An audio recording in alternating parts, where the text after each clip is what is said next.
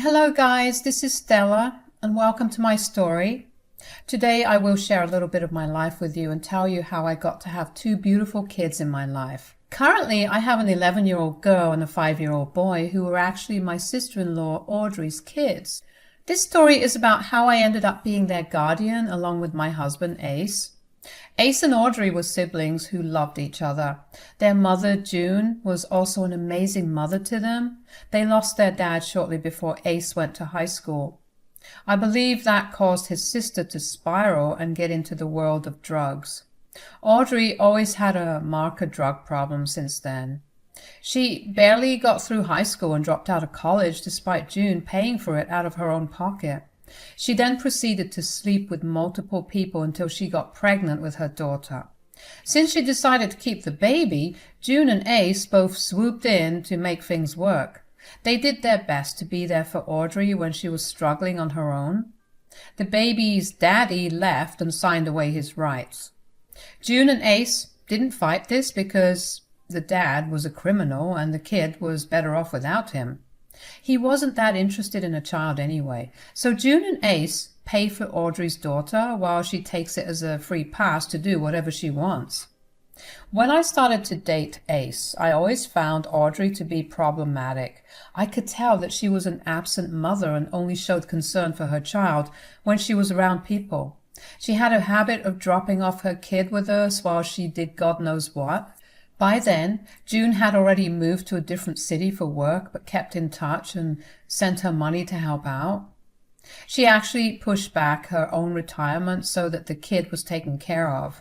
They were always positive that Audrey would take control of her life and step up to be a good parent. I was skeptical and was proven to be true when she got pregnant with her son. She had no job and was still living on June's money. Ace and I stepped in to help, but I wanted her to understand what she was getting into. I said, "Audrey, you really need to step up now that you are having two kids. Things are going to get much more difficult later. Keep your advice to yourself, Stella. I didn't ask for it. I'm doing a pretty good job anyway. My daughter grew up just fine, and so will my son." "You did get a lot of help from June back then, Audrey, but she isn't living here anymore. Sometimes it may be a problem for you. I think you should look for a job now to start somewhere. We will help out as much as necessary, but still, it is a lot of responsibility." "Don't you dare lecture me about what I should do, Stella. I can take care of my own kids. You don't have to come blabber about my responsibilities. I know you are just jealous of me because you can't have kids. You are doing a poor job of hiding it." Audrey knew exactly how to hurt me. When we had this conversation, I was married to Ace for over a year. We had just gotten word from our doctor that I am infertile. I won't lie and say that I took the news well. I was a mess. But I wasn't jealous of seeing others with kids. It did hurt, but I was happy for them. Audrey knew that it was a sore spot and decided to hurt me. Ace was furious and said, "How dare you talk to my wife like that, Audrey? We are both doing a lot for you. She is right to ask you to get a job. We pay for freaking everything you do. Now that you have two kids, you should be doing more for your own kids." "Of course you will help me out. They are your niece and nephew. You barely give me any money. Mom gives me a lot more." "I send you $1,000 a month, Audrey. Stella looks after our niece whenever you ask. We already do a lot for you, so don't pretend you have done a great job in getting your life together." "Fine then. If babysitting is such a big problem, I will find other ways. I don't need your jealous wife's help anymore. Who knows when she will end up stealing my kids?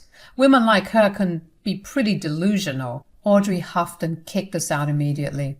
I felt really hurt by Audrey's words and cried throughout the night. Ace comforted me a lot, but the damage was done. From that day on, I knew exactly what kind of a person Audrey was. I avoided contacting her too much and only showed up for her special days. I did offer to watch my niece despite her comments, but she turned me down. Back then, I should have seen the red flags, but I didn't. I should have done more to make sure the kid was being looked after when Audrey was gone for whatever work she had. But I had no idea how bad things were in her house. The baby boy was born, and soon things started to get really weird. Audrey started to demand more money from both June and Ace. She kept giving us various excuses about why she needed the money. It was mostly for the kids, so they gave her what she wanted. Years passed and nothing changed. However, Ace was starting to get really annoyed. Audrey was still not working and solely living on his and his mom's money. He was also getting a little suspicious as to why Audrey needed so much money. Another point of contention was the fact that Audrey kept changing boyfriends and bringing them to the house.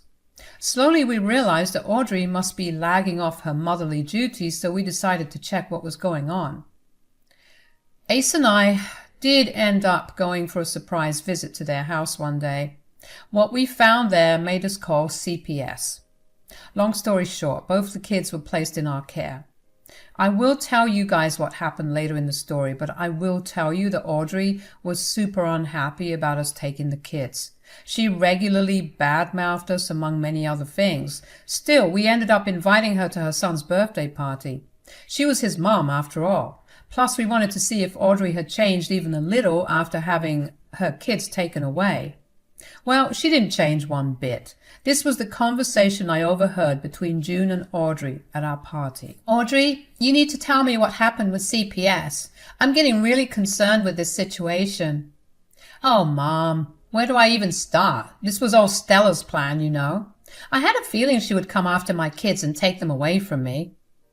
"What are you saying, Audrey? Stella would never do that. Why would she take away your kids?" "You don't understand, Mom. She's jealous of me because she can't get pregnant. God knows how my kids are doing without me." "I don't think I believe that, Audrey. That is a big accusation. The kids seem happy to be with Stella and Ace. What is even going on? You have to tell me." "She's a freaking monster and used her money to keep my kids happy. That's why they don't even want to talk to me. She had ruined my life, Mom." Audrey kept crying and telling everyone this story. There were a lot of people at this party and everyone seemed to sympathize with her. I mean, her story was almost tragic, but we knew that it wasn't true. At that moment, I was freaking fuming. I got Ace's attention and told him what his sister was telling people. He was also very mad and said, "Audrey will never learn, Stella. She just keeps showing us what a horrible woman she is. It was a mistake inviting her to the party. Even her kids don't want to be around her." "I think it was the right thing to invite her, Ace. We gave her a chance, but she threw it away. Now that we know that she won't change, we should just tell everyone the truth about what happened." "I agree with you, Stella. Audrey really shouldn't have spread lies about you. We had protected her because we didn't want her to be humiliated anymore. But at this point, she doesn't deserve our empathy. Go ahead, tell everyone." The decision was made, and I was determined to finally take some sweet revenge against Audrey. She was going to pay dearly for insulting and hurting me. I quickly took the kids and put them in their room. I also asked my sister to keep an eye on them. Then I squared my shoulders and marched back onto the lawn to talk to everyone. I rang my glass of champagne with a spoon to draw everyone's attention. When everyone gathered around me, I looked at my husband for the green signal. He nodded his head at me and told me to go ahead. I then started to say, "So, I actually wanted to get your attention to clear some things in today's party. This party was supposed to be for the kids, but I see that someone has been making it all about them. I think that I need to address that right now." "What is it, dear? You sound very angry. Is everything all right?" "No, everything's not all right, June.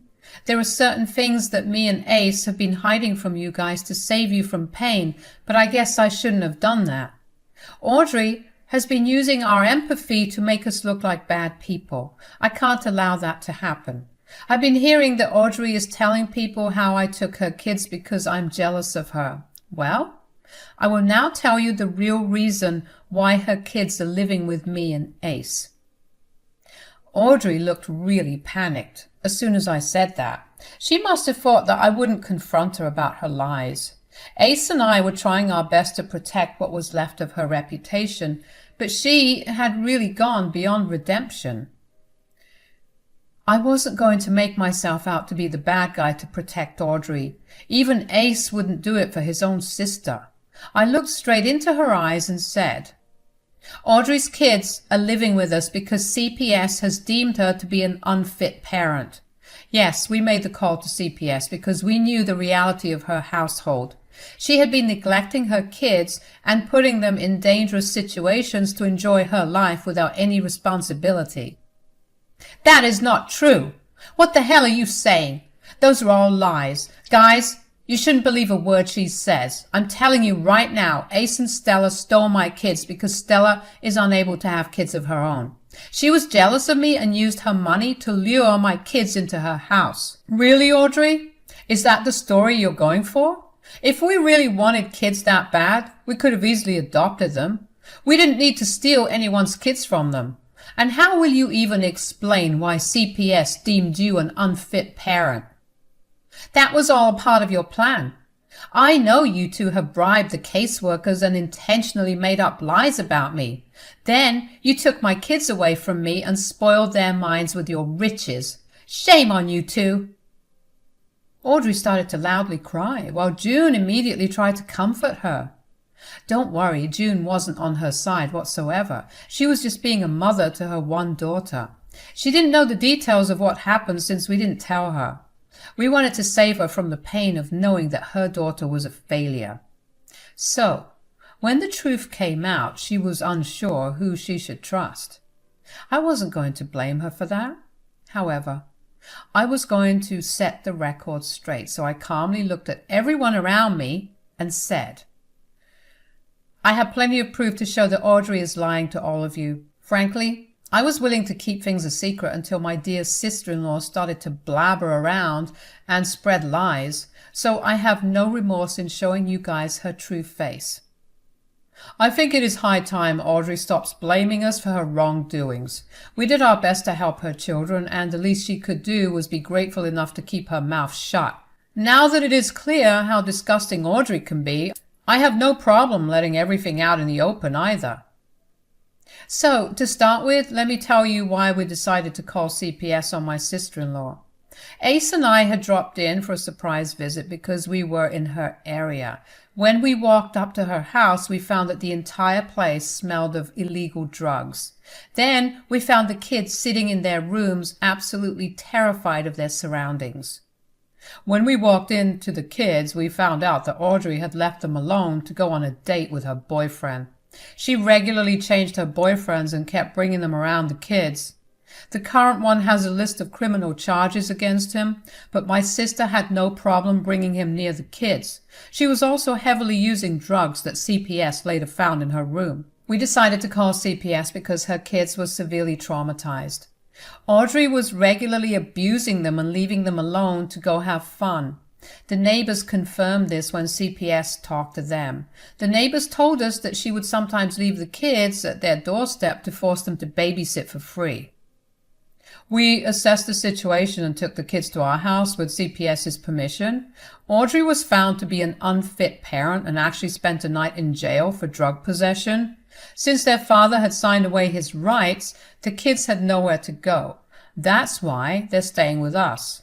So Audrey is just lying to you all, when in reality she alone has been responsible for losing her kids. When we both stopped speaking, we saw that everyone in the room looked shell-shocked.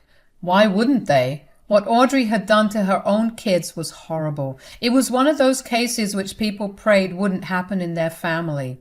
Audrey was truly a vile and insane woman, and it was natural for everyone to be disgusted with her. I even saw June eye Audrey with disbelief before moving away from her in disgust.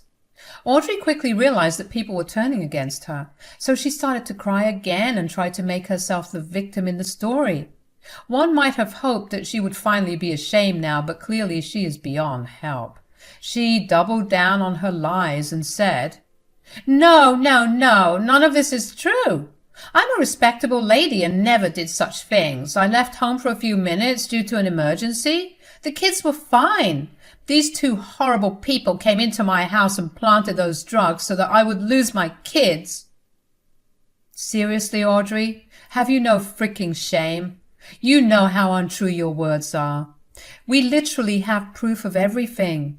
Hell, the cops even found drugs in your car when they arrested you from where you were with your boyfriend. How the hell did we plant those? God, you just keep disgusting us more and more. I'm glad the kids don't have to be with you anymore. They are already dreading going back to you. Mind you, I have pictures of the bruises that happened when you hit them. CPS had records of that too. You are a shit mother, Audrey. Mom, look at your son. Look at what he's saying. He's making up all those lies about me because of his wife. They want to steal my kids, Mom. You need to do something. June looked stunned at us all until we showed her the proof we had on our phones. The pictures of their bruises, the state of the house when we visited, the mugshot of her and her boyfriend, all of it. June looked at those pictures and her eyebrows shot to the sky. She looked at Audrey with pure anger and literally screamed at her, saying, "How dare you abuse my poor grandchildren, Audrey? What kind of a horrible mother have you become? After all this, where did you even get the audacity to ask me for help?" Mom, why are you yelling at me? I may have made a few mistakes, but I am being charged for nothing. I deserve my kids back. Shut up. Just shut up, Audrey. You don't deserve those sweet kids who have never done anything wrong. You keep neglecting and abusing your defenseless kids and asking me for money for your drugs. You deserve nothing but hate. These are not mistakes, Audrey. They are freaking crimes. Mom, why are you taking their side? I'm your child. I should be able to raise my kids. Stella and Ace had no business meddling in my life. What can't you see? Seriously, Audrey, how shameless can you be? They freaking saved the kids from you. You are not capable of caring for them. Hell, I don't even think you love or care for your kids. All you care about are money and drugs. They did the right thing by calling the cops on you. If I had known about everything sooner, I would have called the cops and CPS myself. Audrey hadn't expected her own mother to turn on her like that.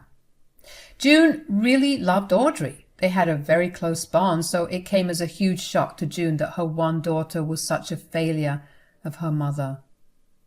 We all knew that June used to send Audrey money to help her take care of the kids, but clearly the money was spent elsewhere since the kids were super skinny and left alone without a babysitter almost every day.